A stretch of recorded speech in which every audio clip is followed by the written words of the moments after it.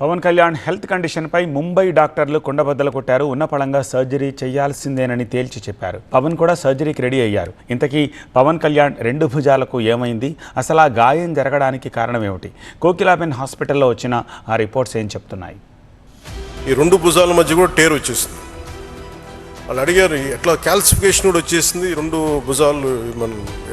భుజాల్లో ఎట్లా వచ్చింది అని అడిగితే ఏం లేదు, నన్ను మా వాళ్ళు ప్రేమతో లాగేశారు అన్న అని చెప్పి ఒకళ్ళు ఇట్లా లాగుతారు అట్లా లాగుతారు అంటే అంతకుమించి నాకు వేరే కారణాలు కనిపించలే. సో పవన్ కళ్యాణ్ ఉన్నట్టుండి సతీ సమేతంగా ముంబై వెళ్ళడానికి కారణం ఇదేనా? ఫ్యాన్స్ చేసిన పనికి ముంబైలోని కోకిలాబెన్ హాస్పిటల్లో సర్జరీ చేయించుకోవాల్సిన పరిస్థితి వచ్చిందా? ఎస్, పవన్ కళ్యాణ్ మే 15న ఈ విషయం చెప్పారు. స్పైనల్ ఇష్యూస్ ఉన్నాయి, కంప్రెషన్స్ ఉన్నాయి, ఒక 10 to 11 కంప్రెషన్స్ ఉన్నాయి, డిస్కంప్రెషన్స్. నా పెయిన్ టాలరెన్స్ చాలా ఎక్కువ.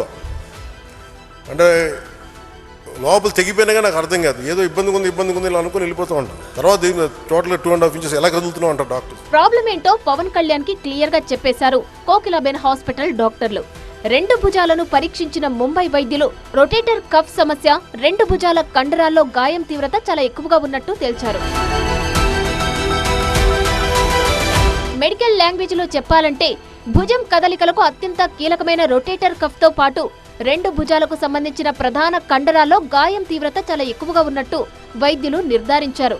స్కానింగ్ విజువల్స్ పవన్ కళ్యాణ్ కు చూపిస్తూ భుజాల లోపల కండరాలు ఎంతలా దెబ్బతిన్నాయో పవన్ కు డాక్టర్లు వివరించారు. టాబ్లెట్లతోనో ఫిజియోథెరపీతోనో ఇది తగ్గే పరిస్థితి లేదని, ఉన్నపళంగా సర్జరీ ఒకటి దీనికి మార్గమని తేల్చి చెప్పారు. సర్జరీ తర్వాత లాంగ్ రెస్ట్ ఖచ్చితంగా అవసరమని సూచించారు.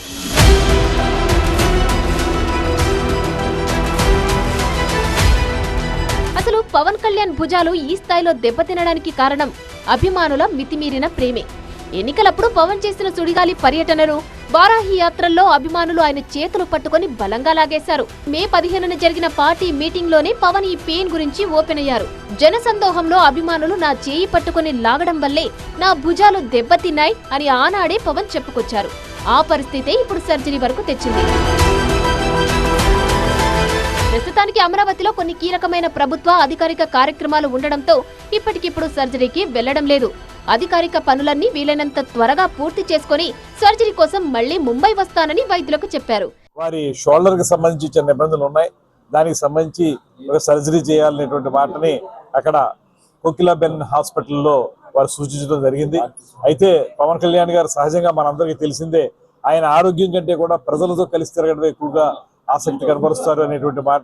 అందువల్ల ఆయన పార్టీ కార్యక్రమాలు, ప్రభుత్వ కార్యక్రమాలు పూర్తయిన తర్వాత మాత్రమే నేను చేయించుకుంటానని చెప్పి వారు చెప్పడం జరిగింది.